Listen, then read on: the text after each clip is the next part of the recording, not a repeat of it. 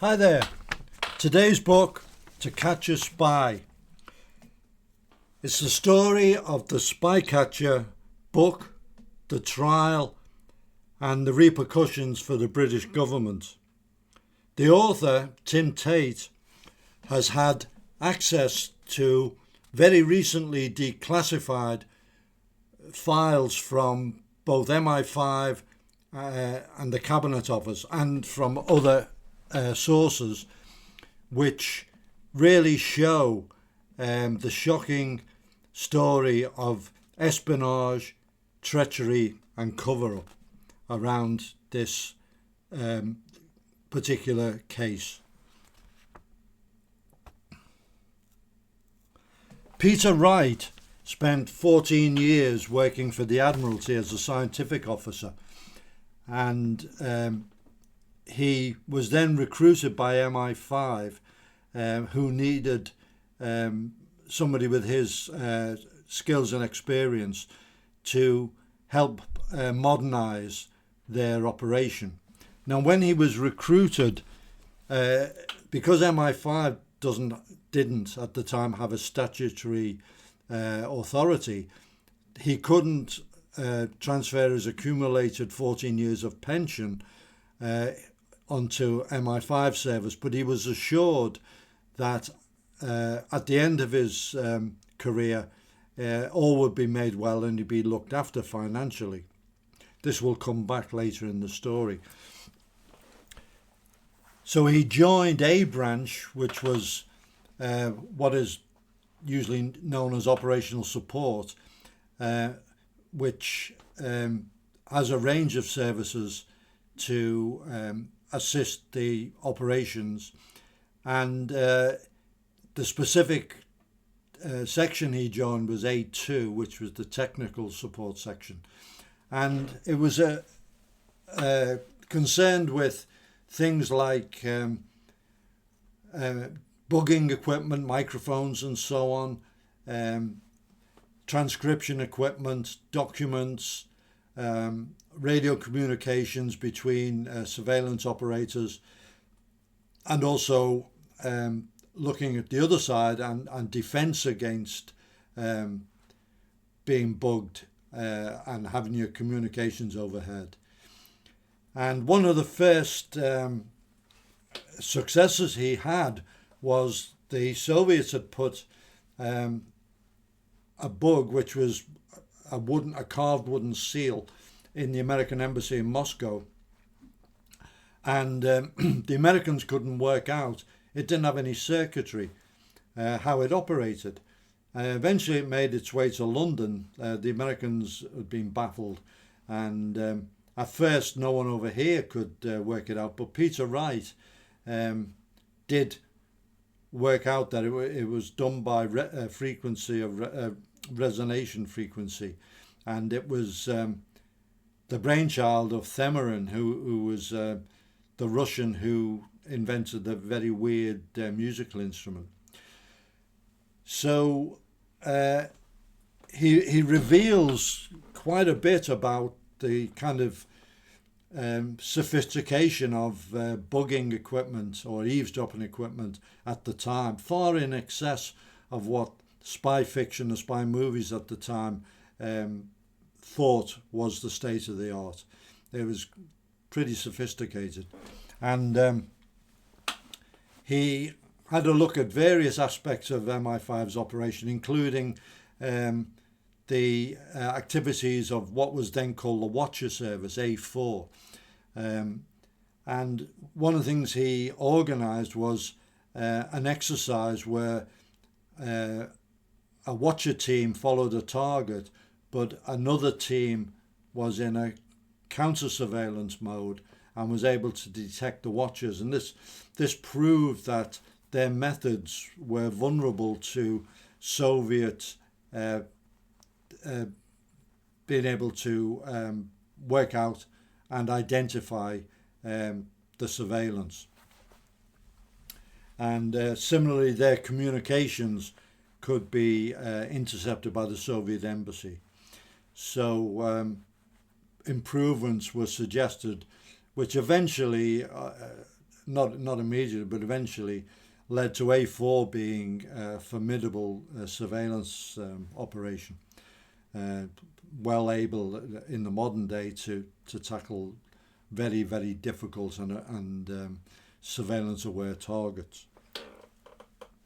Another thing he reveals was the extent of the technical attack on Communist Party of Great Britain and their headquarters, and they were able to gain the total membership lists of the Communist Party, and F Branch, which was domestic subversion, were very interested in this because it was at the time a very, very real threat, the Soviet sympathizing communists.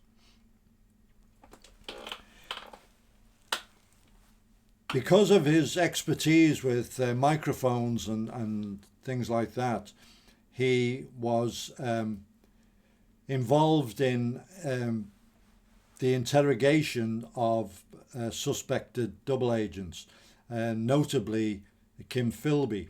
He was brought in and taken to a safe house where he was to be interrogated. But actually it was more of an informal chat because MI6 or SIS insisted that their chaps handle the interview, and MI5 just provided the equipment and remotely monitored it. And Peter Wright was incensed to find out that, or to observe that Philby was bowled quite a few softballs. The questions were by no means rigorous or to the point, and he was actually fed quite a few of the answers, and he was given a clean ticket as a result, which in hindsight obviously he was a terrible traitor.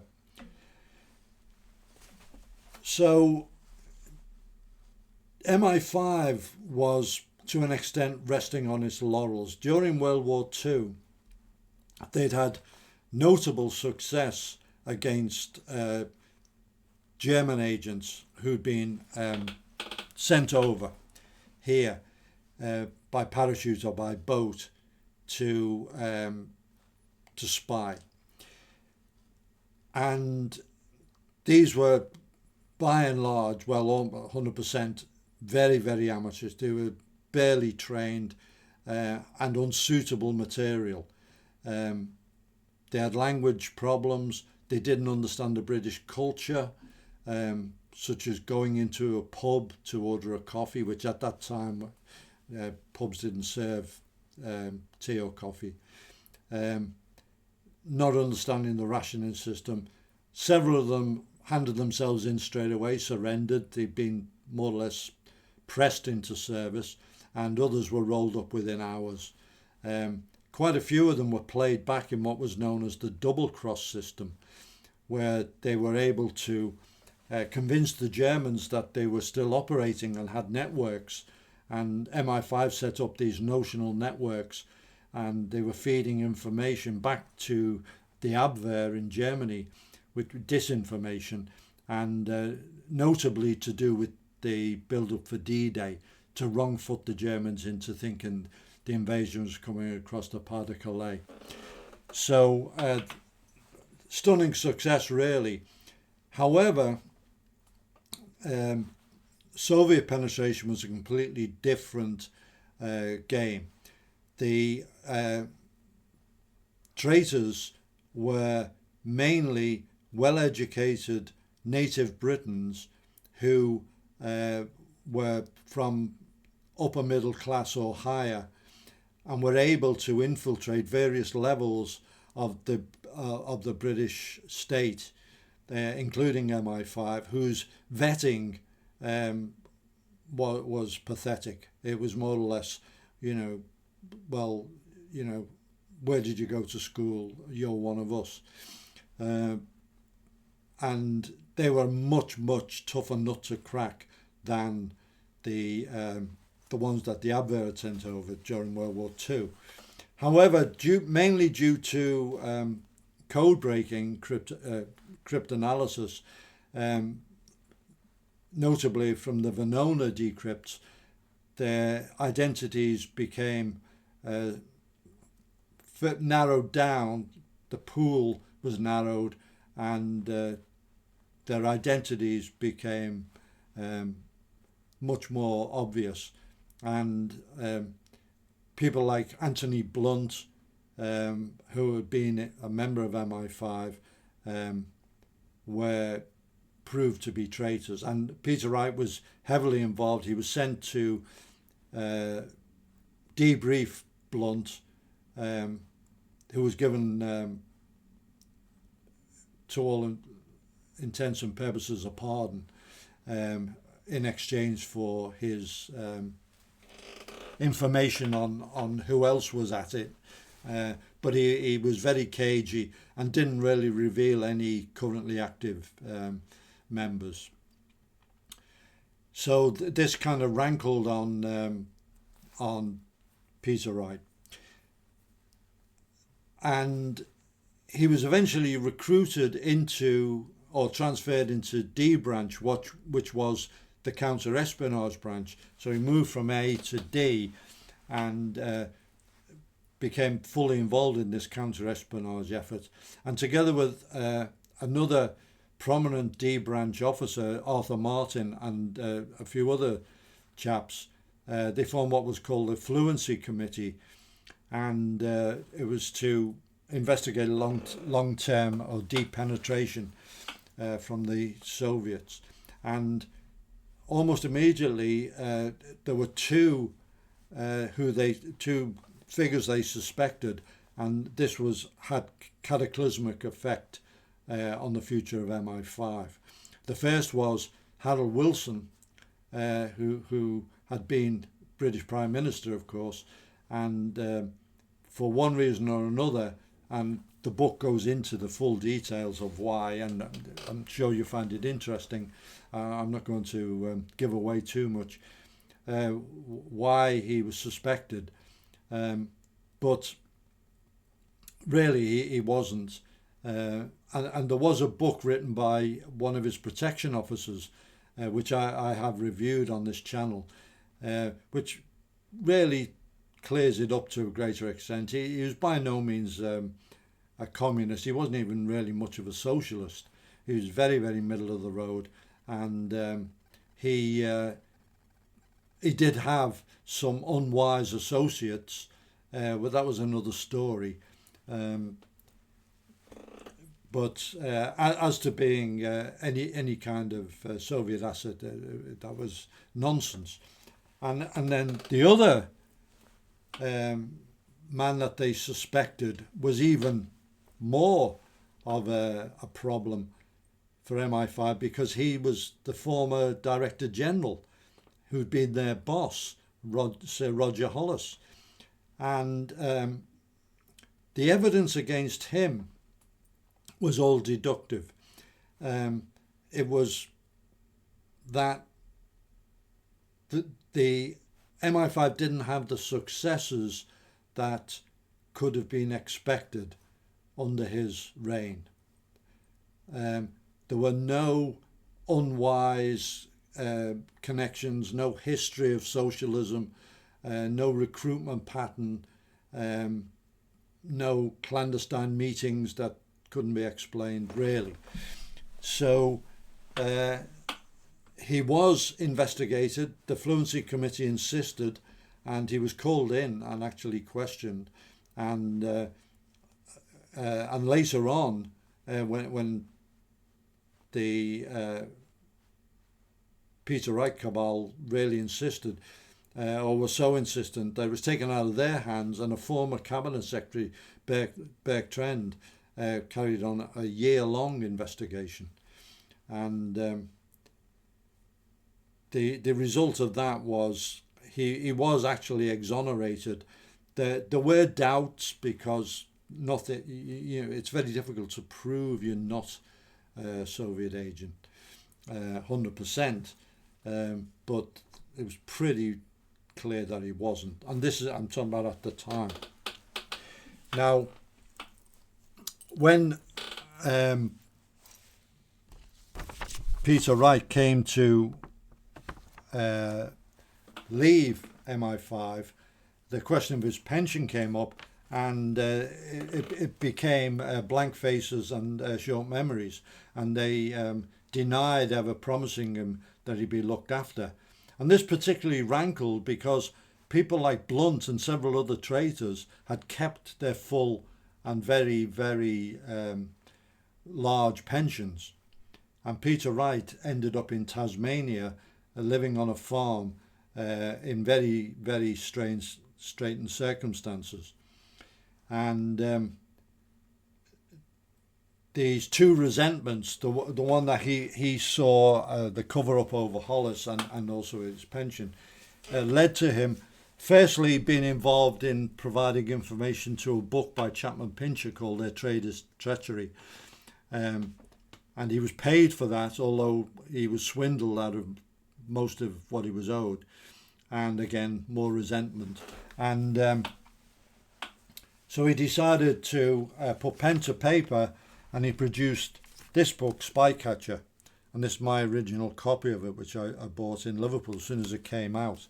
And all the stuff I mentioned before about his career in A branch and D branch, it's all in the book. And it was quite eye-opening at the time. Now, before I got my hands on it, the British government had decided to ban it. The publishers, Heinemann in London, were immediately served an injunction and they couldn't publish it. But they had a branch in Australia who went ahead and were in the process of seeking to publish, where again an injunction was served in the High Court in Sydney.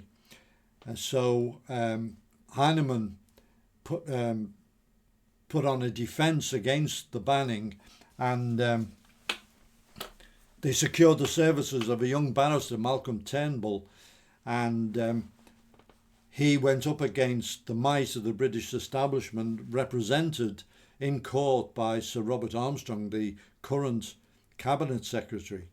Now, most of Sir Robert's testimony, he was straight out of the Yes Minister playbook. He sought to evade. He used very elaborate and convoluted language, and he outright lied. And the reason he was able to lie was he knew that the truth would not be revealed for many, many years. It was cabinet level secrets. So he lied with impunity, but it's very, very telling that people of that rank would blatantly commit perjury in a court to have a book banned. And it's not really mentioned, but his oath to give evidence included to tell the whole truth. And there's many, many times where he could have been pulled up for refusing to tell the whole truth. And by the way, the defence had put in requests for a large amount of discovery of documents. The British government just flatly refused the court order to produce them. They just wouldn't do it. Just blankly wouldn't do it. Now, all of this was from Margaret Thatcher. She had decided that for a number of reasons to do with the actions of the government over people like Blunt, that she didn't want the book coming out. Now, in many ways, Margaret Thatcher's single-mindedness was a very positive thing. For example, in the Falklands, against a lot of advice, she decided to invade, and it was a great victory, and it probably won the subsequent election. But this can also be a negative, and in this case it was. Lots and lots of people, lots of legal advice and political advice were saying, well, maybe, the publisher had actually offered a deal. They offered to redact anything too sensitive. In fact, Peter Wright in the book left out a lot, particularly to do with Northern Ireland, for example. He had his own morals, but Margaret Thatcher wasn't satisfied with that, and really, and she ended up lying to Parliament as well. So the British government really, and the Conservative government, did not come out of it well at all.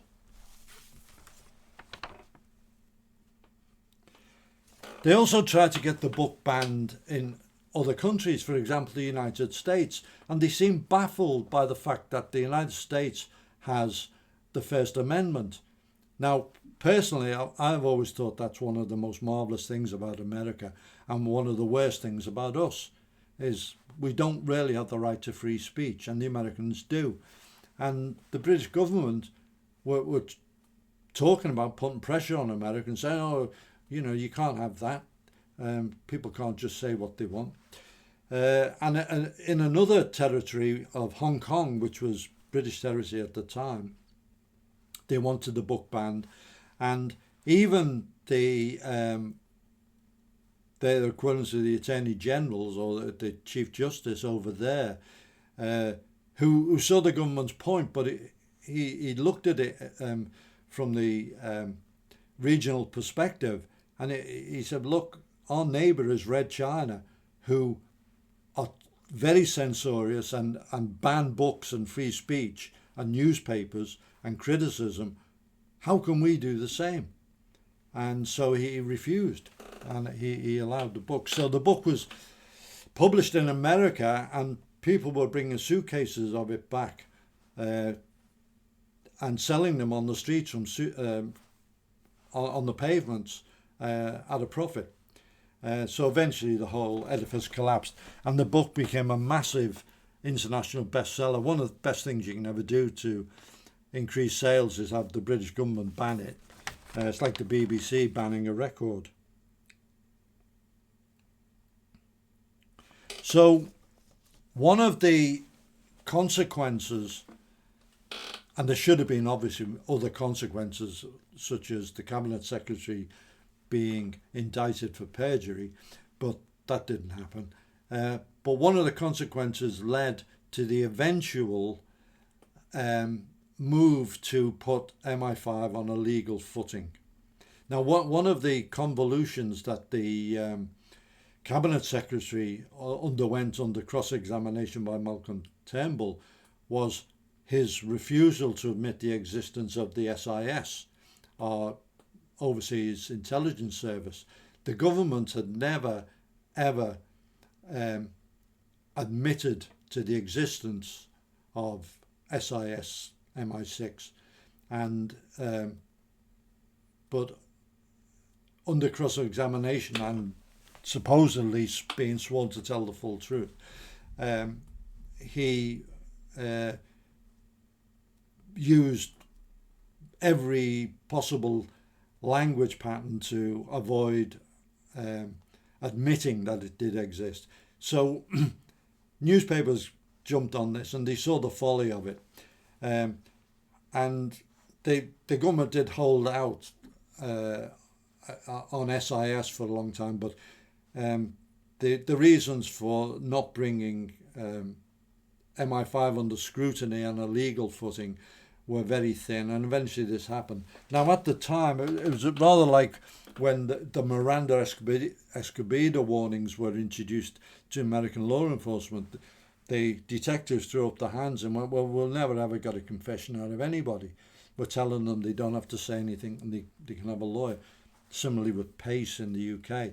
But obviously, you work around it, and the fight against crime goes on, and MI5 was able to adjust, and arguably it helped them because their liaison and the relations with other agencies, both international and domestic, put them on a footing that they were able later on to fully take part in the war on terror, leading to quite a bit of success that they've had in recent years.